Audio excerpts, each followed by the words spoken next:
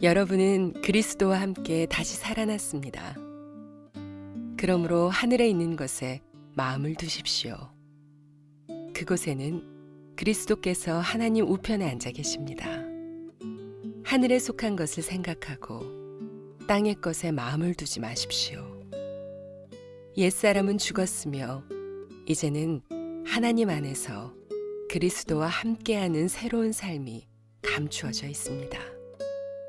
여러분 모두는 참 생명이신 그리스도께서 다시 오시는 날 영광 가운데 그분과 함께 거하게 될 것입니다. 우리 가슴에 손을 얹고 믿음을 고백하겠습니다. 하나님은 나를 사랑하십니다. 나는 그 사랑 안에 있습니다. 하나님은 오늘 나에게 말씀하실 것입니다. 그 말씀에 능력이 있습니다. 그 말씀에 생명이 있습니다. 나의 마음을 하나님께 열겠습니다. 나의 생각을 예수님께 집중하겠습니다. 들은 만큼 변합니다. 들은 만큼 행복해집니다. 크리스찬에 대해서 말하기를 땅에 살면서 하늘을 보는 사람들이다, 땅에 살면서 하늘에 속한 사람들이다, 이렇게 표현을 합니다. 그래서 성경을 보게 되면 믿는 이들을 표현하면서 나그네라는 표현을 자주 쓰곤 합니다. 사도 베드로가 베드로전서 2장 11절에 이렇게 표현했습니다. 사랑하는 자들아, 거류민과 나그네 같은 너희를 권하노니 영혼을 거스려 싸우는 육체의 정욕을 제어하라, 이러면서 거류민, 나그네라는 표현을 우리 가운데 쓰고 있습니다. 거류민이라는 말은 남의 나라의 영토에 머물러 있는 사람을 뜻하는 것이고, 나그네라는 것은 자기 고장을 떠나 다른 곳에 잠시 머물거나 떠도는 사람을 이야기하는 것인데, 이런 언어를 크리스찬들에게 쓰고 있는 겁니다. 물론 나그네라는 말이 의미하는 것은 우리가 살고 있는 이 땅이 중요하지 않다는 의미가 아닙니다. 이 땅은 소중합니다. 하나님께서 만드신 땅이요, 우리를 통하여서 회복케 하기 원하시는 땅이기 때문에 소중합니다. 그래서 하나님은 우리를 통하여 이 땅에서 역사하십니다. 그래서 성경은 말하기를 우리가 하나님의 대사요 그리스도의 향기라고 말하기도 하는 겁니다. 이런 모든 것을 받아들이면서 땅에 살면서 하늘을 바라보는 크리스찬의 삶에 대해서 우리가 항상 생각하고 어떻게 하면 그렇게 살 수 있을까 고민하는 것은 우리 마땅한 삶의 도전이요 고민이라고 생각을 합니다. 오늘 말씀은 골로새 3장 1절로 4절이라고 하는 4개 절밖에 되지 않은 짧은 말씀이지만 참 감동이 있는 말씀이, 은혜가 있는 말씀입니다. 우리가 이 4계절의 말씀을 나누면서 땅에 발을 딛고 하늘을 살아가는 인생은 어떤 인생일까, 구체적으로 그것은 어떻게 살아야 되는 것일까 묵상하는 시간을 가져보려고 합니다. 먼저 한 번 더 1절부터 4절 읽어보려고 하는데요, 함께 읽으면서 이 말씀 가운데서 우리 신분에 대해서, 우리가 어떤 존재인가에 대해 생각을 하면서 한번 읽어보시길 바랍니다. 제가 먼저 1절 읽겠습니다. 여러분은 그리스도와 함께 다시 살아났습니다. 그러므로 하늘에 있는 것에 마음을 두십시오. 그곳에는 그리스도께서 하나님 우편에 앉아 계십니다. 옛사람은 죽었으며 이제는 하나님 안에서 그리스도와 함께하는 새로운 삶이 감춰져 있습니다.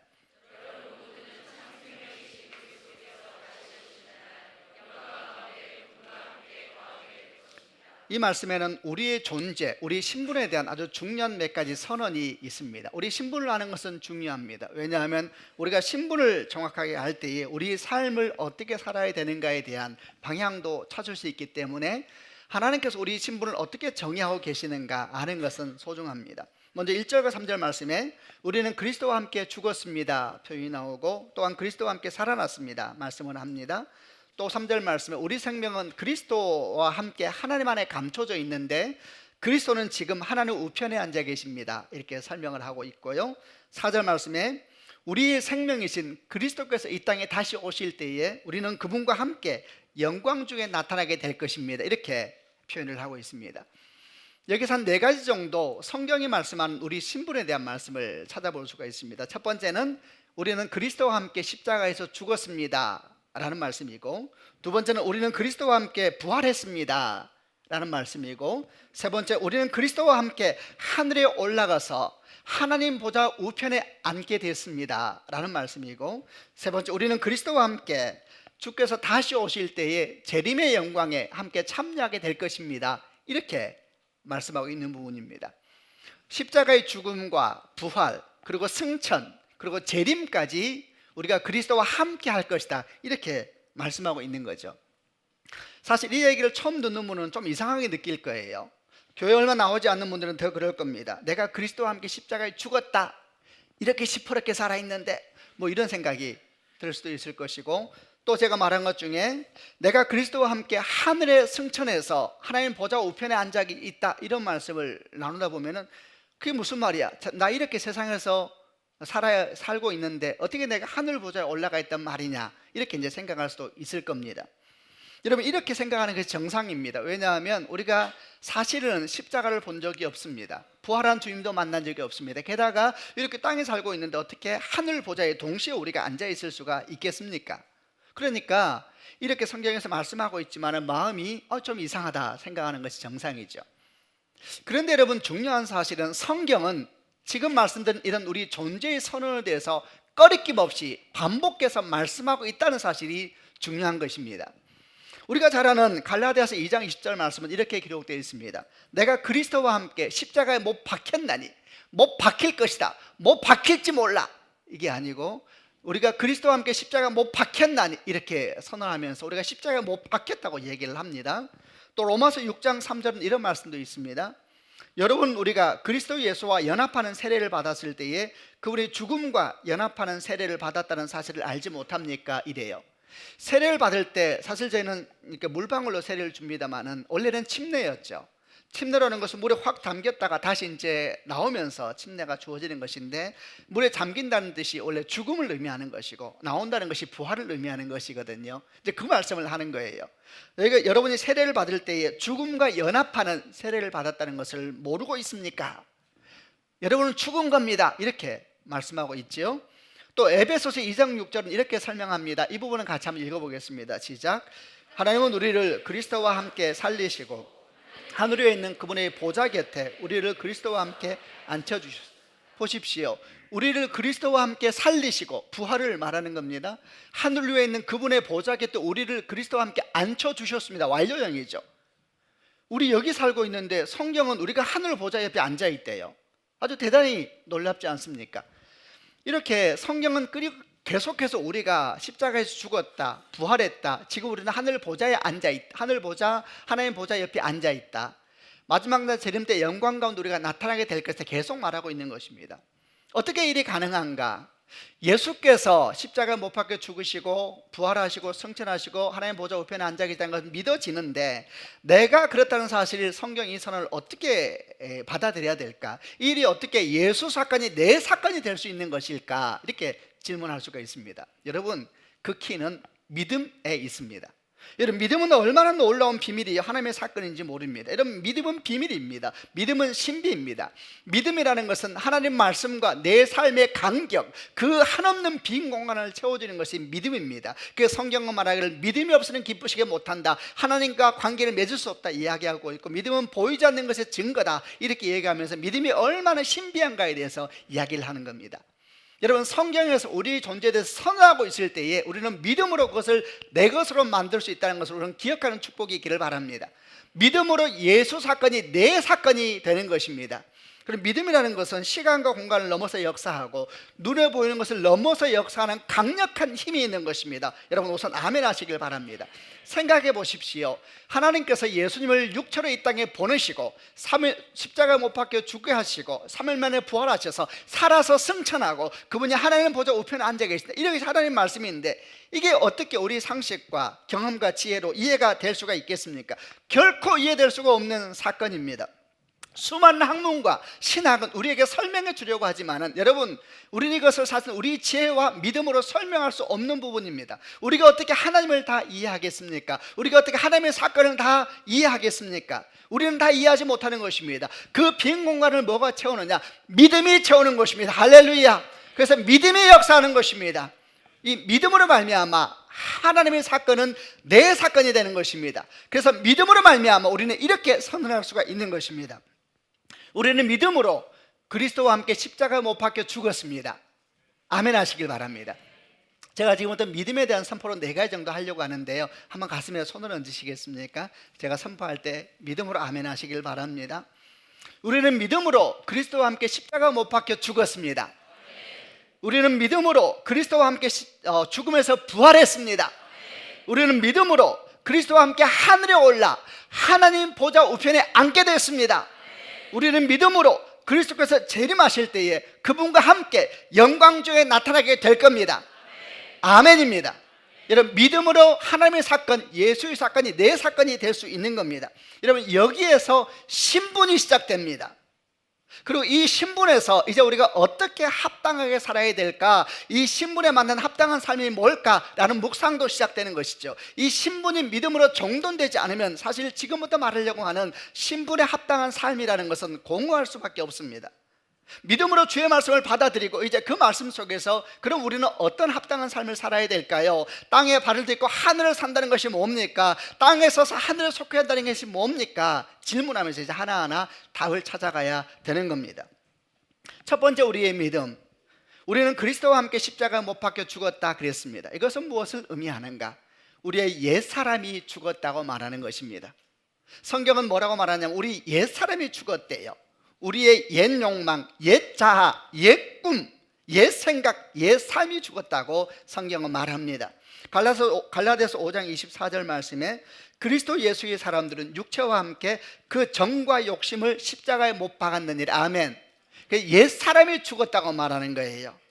그럼 이 옛 사람은 어떤 존재였는가? 성경은 선언하기를 죄 가운데 있었다 그랬어요. 그의 생각과 행동, 그의 과거, 그의 현재, 그의 미래, 그의 모든 것이 죄 가운데 엉켜 있었다. 죄 가운데서 꿈을 꾸고, 죄 가운데서 비전을 보고, 죄 가운데서 계획하고, 죄 가운데서 돈을 쓰고, 죄 가운데서 돈을 벌고 그랬다라고 성경은 말씀을 합니다. 그런데 십자가를 믿을 때에 이 옛사람이 죽었다라는 거예요. 우리의 정과 욕심, 우리 안에는 옛 자아, 옛 생각, 옛 욕심, 옛 욕망이 죽었다라는 거예요. 아멘이죠.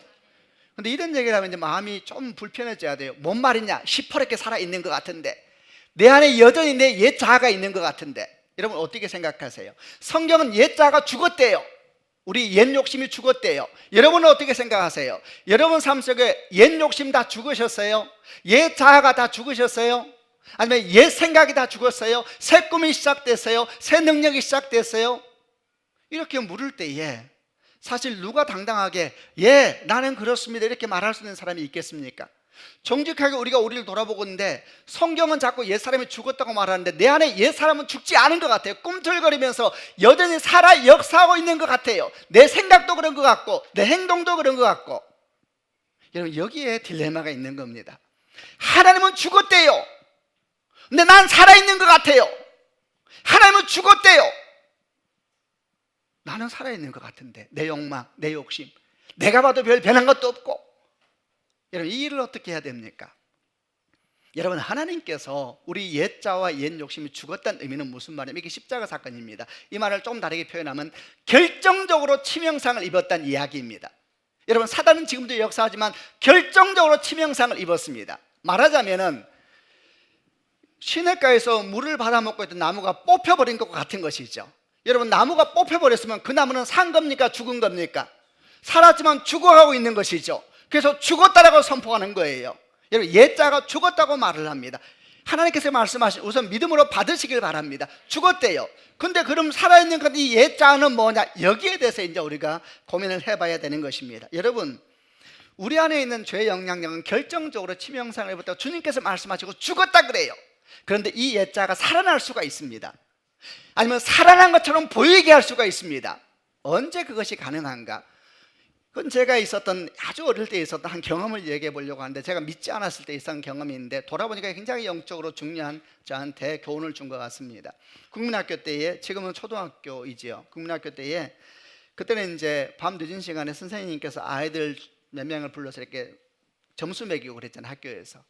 그래서 이제 선생님 오라 그래서 이제 같이 점수를 매기는데 선생님이 저보고 자료실 가서 뭘 좀 가져오라고 그랬습니다. 그 자료실은 밑에 떨어져 있는데, 그러나 선생님이 나를 인정하시사 갔다 오라 그러니 이게 용기가 생기는 거죠. 그래서 제가 어두운 밤에 별빛, 달빛이 이제 밝았습니다만 그래도 무섭죠. 그래서 밑에 내려와 자료실 가서 문을 여는데 얼마나 놀랐는지 몰라요. 독수리 한 마리가 눈을 반짝이면서 저 어둠 속에서 달빛 가운데 저를 노려보고 있는 거예요. 진짜로 얼마나 무서웠는지 몰라요. 그러나 선생님이 날 신뢰하셔서 날 보내셨으니 제가 도망갈 수 없었어요. 그래서 어떻게 했냐면 불을 켰어요. 불을 켜니까 다 보여요. 박제였어요. 박제가 달빛을 맞아가 눈이 반짝이고 있으니 너무너무 무서운 거예요. 여러분 보십시오. 시체도 어둠 속에서는 능력이 있는 것입니다. 여러분 박제도 어둠이 덮으면 능력이 임하는 것입니다. 여러분 옛사람은 죽었어요. 근데 누가 살릴 수 있느냐? 우리가 살리는 것처럼 보이게 할 수 있어요. 어떻게 하면? 우리가 어둠 속에 있는 걸 기뻐하고 우리가 주를 사모하기를 원하지 않고 우리가 어둠 속에 사는 삶을 계속해 나가게 되면 얘가 살아나는 것처럼 보여요. 그래서 사도 바울이 뭐라고 말을 합니까? 오늘 3장 2절과 3절에 이런 말씀을 합니다. 2절과 3절 같이 읽어볼게요. 시작. 하늘에 속한 것을 생각하고 땅의 것에 마음을 두지 마십시오. 옛사람은 죽었으며 이제는 하나님 안에서 그리스도와 함께 새로운 삶이 감춰져 있습니다. 하늘을 생각하고 땅의 것을 생각하지 마십시오. 옛사람은 죽었습니다. 이렇게 선언해버려요. 왜 자꾸 그에게 능력을 주려고 합니까? 왜 죽은 자를 자꾸 끄집어내려고 합니까? 왜 그게 중요한 것처럼 생각합니까? 이렇게 얘기하고 있는 것입니다. 그리고 뭐라고 대안을 제시합니까? 이제는 하나님 안에서 그리스도와 함께하는 새로운 삶이 감춰져 있습니다. 이렇게 말을 해요. 죽은 것은 죽은 것으로 내버려 두십시오. 이제 당신은 새로운 삶이 시작되었는데 이 새로운 삶은 그리스도와 함께 새로운 삶이 감춰져 있다 그랬습니다. 이게 아주 또 재미있는 것입니다. 감춰져 있대요. 여러분 그럼 어떻게 해야 됩니까? 찾아야 된다는 것입니다. 여기서도 중요한 교훈을 찾을 수가 있습니다. 여러분 그리스도인답게 사는 것은 그냥 자연스럽게 주어지는 것이 아닙니다. 신분은 믿음으로 주어집니다. 그냥 신분에 합당한 삶은 그냥 주어지는 것이 아니라 주님께서 말씀하시기를 새로운 삶이 감춰져 있다 그랬어요. 그러므로 찾아야 되는 것입니다. 아멘 하시길 바랍니다. 신분은 믿음으로 주어지는 것입니다. 믿음으로 받아야 돼요. 그래 그에 합당한 삶은 찾아야 되는 것입니다. 마태복음 7장 말씀에 찾으라 구하라 주실 것이요 찾으라 발견할 것이요 두드리면 문이 열릴 것이다. 이것은 우리 평소의 삶에 구하는 필요만 구하라는 것이 아니고 그리스도인으로서 어떻게 살 것인가 고민하는 것을 찾고 두드리라는 것입니다. 그러면 하나님께서 그에게 주신다는 것입니다. 여러분 근데 중요한 사실이 있습니다. 하나님께서 감춰 놓으셨다 그랬잖아요. 근데 이 감춰 놓았다는 것이 왜 감춰 놓았느냐? 발견되기 위해서 감춰 놓으신 것입니다. 아멘 하시길 바랍니다. 여러분 그리스도인에게 있어서는 이 감춰진 것은 발견되기 위한 감추어짐이에요. 이게 하나님의 기쁨입니다. 여러분 그래서 여러분이 자녀들에게 선물 주고 싶을 때 감출 때 있잖아요. 죽어도 못 찾게 하리라 이렇게 감춰요. 여러분 발견되기 위한 감춰짐이 있어요. 그리고 그것이 발견될 때의 기쁨을 같이 누리는 거예요. 아이가 찾으면서 기쁨을 같이 기뻐하고 오른쪽 가봐 왼쪽 가봐 고개 들어봐 다 보여요. 발견되기 위한 감춰짐인 것입니다. 아멘이죠. 여러분 그리고 우리가 찾고 구하면 발견되게 되는 것입니다. 발견되어지는 기쁨이 있어요. 기도하면서 기도가 응답되어지는 기쁨이 있어요. 믿음으로 걸어갈 때 그것이 사건이 되는 기쁨을 발견하면서 믿음은 에너지를 얻는 것이고 삶은 힘을 얻는 것입니다. 그러면서 성장하는 거잖아요. 모든 것을 다 펼쳐주는 것이 성장을 위한 것이 아니지 않습니까? 발견되기 위한 감춰짐이요 그것이 성경 가운데 감춰져 있고 성령 가운데 감춰져 있고 예수 가운데 감춰져 있고 발견되기 위한 감춰짐. 그러므로 우리는 믿음으로 그리스도와 함께 십자가 못 박혔습니다 라는 것에 합당한 삶을 어떻게 사느냐? 죽은 것을 끄집어내지 말라는 거예요. 왜 그렇게 자꾸 힘을 부여하느냐 그에게. 새로운 것이 감춰지잖아요. 발견되는 찾아지는 기쁨을 찾아 나서라. 구하라 찾으라 두드리라 기도해 보아라 믿음으로 걸어가 보아라 감사함으로 가보아라. 찾아지는 기쁨 그게 너를 새롭게 할 것이고 너를 단단하게 할 것이고 너를 성장시키게 될 것이고 점점 더. 그러므로 여러분 땅에 발을 딛고 하늘을 바라보는 삶이 이렇게 에너지가 있고 역동적이고 신나는 삶이 되는 것을 믿으시는 축복이 있기를 바랍니다. 두 번째 우리 믿음은 뭡니까? 우리는 그리스도와 함께 죽음에서 부활한 것을 믿는다라는 것이 두 번째 믿음이죠. 여러분 우리는 그리스도와 함께 다시 살아나는 것을 믿습니다. 그런데 이 부활은 무슨 부활인가? 옛 사람이 다시 살아난 것이 아닙니다. 예수께서 죽으시고 3일 만에 부활하셨지요. 부활하셨을 때 옛 육체가 아닙니다. 옛 영광이 아닙니다. 주께서 부활하실 때는 죽지 않는 육체로 부활하셨습니다. 새 영광의 육체로 부활하신 것입니다. 이런 부활했다는 얘기는 옛 사람이 부활한 것이 아니고 새 생명이 그에게 시작됐다라는 선포인 것입니다. 아멘 하시기를 바랍니다. 그러므로 고린도전서 15장 42절로 44절 이렇게 기록이 되어 있습니다. 제가 42절 읽겠습니다. 죽은 자들의 부활도 이와 같습니다. 썩을 몸을 심지만 썩지 않을 몸으로 다시 살아납니다.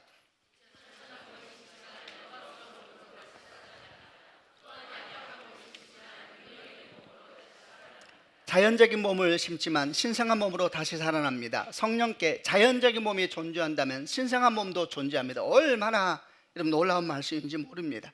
여러분 부활은 뭘 믿는 것이냐? 새로운 몸으로 살아난 걸 믿는 거예요. 여러분 너무 재밌죠? 우리는 이 육체가 옛 육체 그대로잖아요. 근데 하나님께서 말씀하세요. 넌 부활했다 그래요. 우리는 새 육체요, 새 마음이요, 새 영으로 우리는 새로운 인생으로 시작됐다고 주께서 선포하고 있는 것입니다. 여러분 그래서 요한복음 11장 말씀이 나오는 것입니다. 무릇 살아서 나를 믿는 자는 영원히 죽지 아니하리니 이것을 네가 믿느냐? 이 말씀 들을 때마다 당황스럽잖아요. 영원히 죽지 않을 거래요. 여러분 이건 죽음의 개념이 바뀌어버려요. 죽음은 과정일 뿐이라는 것이죠. 믿는 자에게 죽음은 끝입니다. 믿지 않는 자에게 죽음은 끝입니다. 그냥 믿는 자에게 죽음은 과정일 뿐입니다. 왜? 우리는 부활한 육체를 가지고 있으니까요. 이 일을 잘 이해해 주시기를 바랍니다. 그러므로 여러분 우리는 그리스도와 함께 부활했다는 이야기는 나는 새로운 창조인 것입니다. 그러므로 고린도후서 5장 17절 말씀에 그런즉 누구든지 그리스도 안에서는 새로운 피조물이라 이전 것은 지나갔으니 보라 새 것이 되었도다. 아멘. 그 모든 말씀을 우리 것으로 받아들이면 되는 겁니다. 그럼 우리는 어떻게 살아야 될까요? 거기에 합당하게 살면 되는 것입니다. 우리는 새로운 생명을 갖게 됐잖아요. 그럼 어떻게 살아야 된다고요? 새 마음을 가져야지요, 새 영을 가져야지요, 새 생각을 가져야지요, 새 질서를 가져야지요. 그래서 사도 바울이 에베소서 4장 24, 29절에 이 외에도 말씀 많습니다만 이런 표현을 쓰고 있는 것입니다. 제가 24절을 읽겠습니다. 이제는 새 사람이 되어 하나님의 모습처럼 선하고 거룩하게 살아가십시오.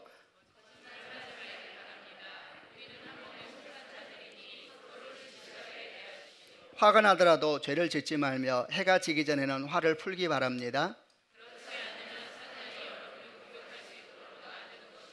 도둑질하는 사람이 있으면 도둑질을 그만두고 새로운 마음으로 일을 시작하십시오. 그 손으로 열심히 일하여 오히려 어려운 사람을 도우며 살아가십시오.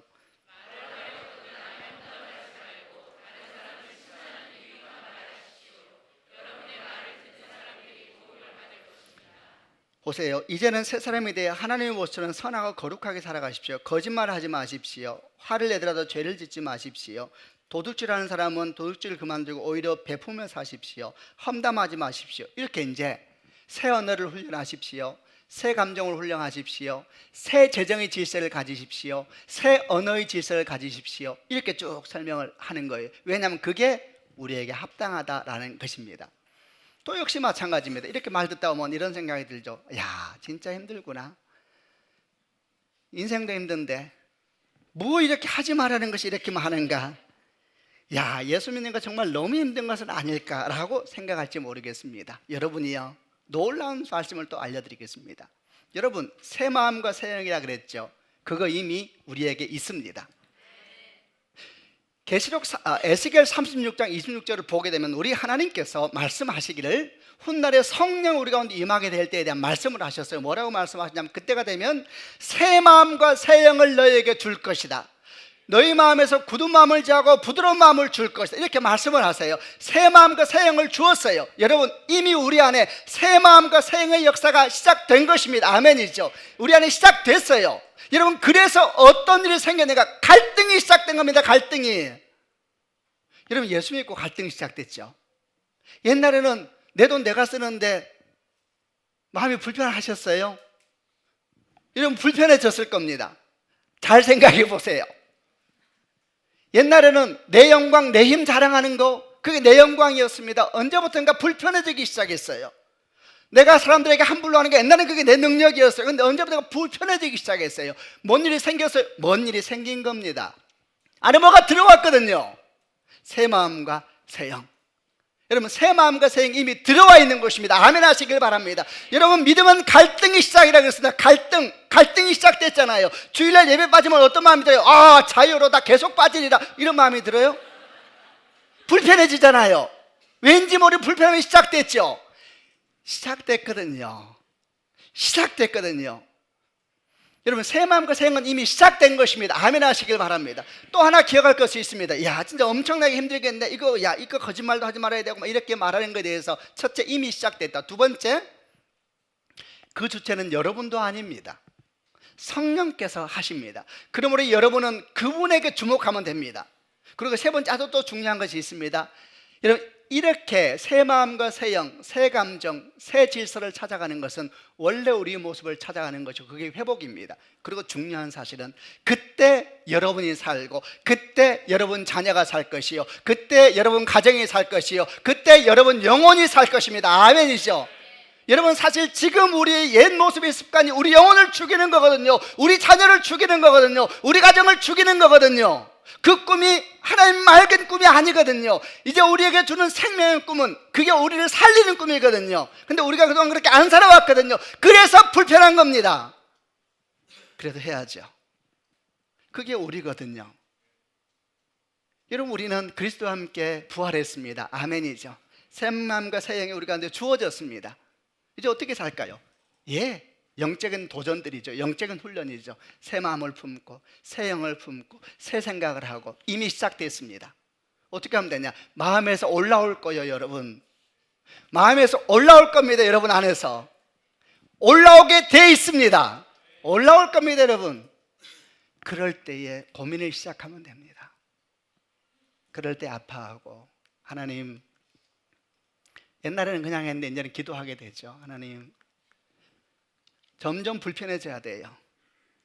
그게 성숙이죠. 그리고 멈추게 될 겁니다. 도망가지 말고 피하지 말고 그 갈등을. 그게 신앙이지 않습니까? 세 번째, 우리의 믿음은 뭡니까? 우리는 그리스도와 함께 하늘에 올라 하나님의 보좌 옆에 앉아있다, 이렇게 말해서 참 놀라운 말입니다. 여기 이렇게 살아있는데 우리는 하나님의 보좌 옆에 또 있대요. 이거 뭘까요? 육체는 여기에 있지만 우리 정체성은 보좌 옆에 있다는 것입니다. 이걸 믿으시는 축복이 있기를 바랍니다. 우리는 때또 우리 자신이 너무 한심하고 너무 부족하고 어떻게 하나, 이런 생각이 들 때도 있을 겁니다. 그러나 성도 여러분, 우리의 정체성은 하나님의 보좌 옆에 있습니다. 그러므로 여러분, 우리가 어떻게 살아야 되겠습니까? 그 정체성에 맞게 살아야 되는 것입니다. 마침내 돌아가야 될 내 자리, 여러분, 마침내 돌아가야 될 내 자리. 우리가 살고 있는 시간은 하나님 말씀하시길 영혼에 비하면 정말 짧은 시간이라 그랬습니다. 마침내 돌아가야 될 그 자리, 그 자리를 생각하며 살아야 합니다. 그러므로 여러분, 우리가 크리스찬인 것을 부끄러워하면 안 됩니다. 우리는 크리스찬입니다. 아멘이죠. 지난 한 주 동안 이사를 준비하면서 참 감사한 생각도 많았지만, 갑자기 평일 예배 공간을 바꿔야 된다는 사실을 알게 되었을 때에 참 별일이 다 했구나. 잠이 안 오더라고요. 그러니까 이제 기도를 했지. 하나님, 너무너무 감사한 거예요. 정말 감사한 거예요. 7년 동안 우리를 눈동자처럼 지켜주시고 딱 품에 안으셨다가 하나님, 우리를 이제 조금 더 성숙했다 보시는군요. 발을 내디뎌 보니 우리 성도들이 살고 있는 자리겠죠. 그게 사업하는 분들, 장사하는 분들, 그 자리잖아요. 참 별일이 다 했구나. 계속 말씀 묵상하고 있는 중이었거든요. 내 정체성은 하늘 보좌 옆이니 너무 감사한 거예요. 그래서 차를 몰고 주변을 다시 돌아봤죠. 적어주시려나, 적어주시려나. 웨딩홀이 보이는 거예요. 적어주시려나. 주차장이 보이는 거예요. 적어주시려나. 기대가 되는 거예요. 어쩌면 더 절약할 수 있겠구나. 그런 생각이 돼요. 더 절약하고 더 검소해질 수 있겠구나. 더 조금 줄일 수 있겠구나. 내 정체성이 어디인가? 하늘 보좌 옆입니다. 부끄러워하지 마십시다. 여러분 성경은 말하기를 누가복음 9장 26절에 주님께서 말씀하셨어요. 누구든지 나와 내 말을 부끄러워하면 나도 아버지와 함께 거룩한 천사의 영광으로 올 때 그 사람을 부끄러워하리라. 그리스도인. 지금은 수치 이름이 되는 시대가 됐습니다마는 부끄러워하지 말고 살아갈 수 있는 축복이 있기를 바랍니다. 마지막 우리 믿음은 무엇인가? 주님께서 이 땅에 다시 오실 때 우리 또한 그분과 함께 영광 중에 나타나게 될 것이라는 것입니다. 재림의 영광이죠. 아멘이죠. 지난주에 우리가 협력하고 있는 교회 목사님이 갑자기 돌아가셨어요. 우리 성도님의 아버님이세요. 얼마나 마음이 아팠는지. 가서 이제 예배를 드리면서 이 생각했어요. 이곳은 병들고 이곳은 아프고 이곳은 힘듭니다, 주님. 그럼 우리 주님 말씀하시기를 새 하늘과 새 땅을 말씀하셨으니 저는 그거 여러분 믿습니다. 가만히 생각해 보았습니다. 믿는 자에게는 포기라는 것은 애초에 없는 권리이구나. 낙심하지 말 것이며 포기하지 말 것이며 새하늘과 새 땅을 바라보면서 오늘도 믿음으로 걸어갈 수 있는 사람들. 그러니까 성경은 말하기를 누가 그들을 감당하겠느냐. 세상이 이길 수가 없는 사람들이다. 그렇게 말하지 않았겠습니까? 우리는 어떻게 살아야 되겠습니까? 땅에 발을 딛고 하늘을 산다는 것은 뭡니까? 낙심하지 말아야 되는 것이지 않습니까? 포기하지 말아야 되고 하나님의 영광이 나와 함께 있으니 새하늘과 새 땅이 저는 머지 않았다는 생각을 자꾸 합니다. 그래서 더 용기 있게 더 열심히 오늘을 살 수 있고 더 맑고 아름답게 오늘을 살 수 있는 힘이 우리 가운데 주어지지 않겠습니까? 사랑하는 성도 여러분, 주의 은총이 여러분과 함께 하시기를 바랍니다. 오늘이 한남동 마지막 예배인데 참으로 주께서 합당한 말씀을 주지 않았습니까? 우리가 누구입니까? 우리가 하나님의 사람입니다. 여러분은 여러분을 어떻게 느낄지 몰라도 이미 일은 시작됐습니다. 아마도 느낄 겁니다. 여러분도 그것이 큰 느낌이든 작은 느낌이든 여러분 이미 시작됐습니다. 주의 은총이 우리와 함께하니 참으로 주의 영광이 크십니다. 아멘. 같이 한번 기도하십시다.